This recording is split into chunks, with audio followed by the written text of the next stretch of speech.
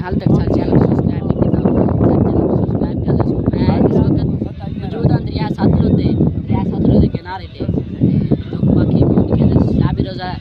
गुजरता भी है दरिया सतलुज कहना आज 2 फुट तकरीबन पानी होते हैं आज बाकी कहने से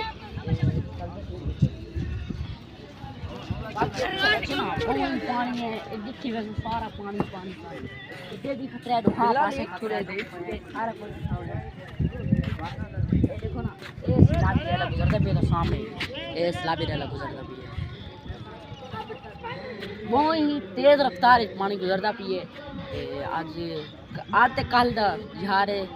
खतरा है आगे जहाज खतरा आई तो लेकिन और खतरे डाल दिए हैं लेकिन कल दी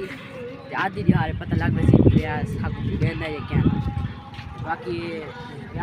बहुत ही ज़्यादा है बाकी ऐसा खबर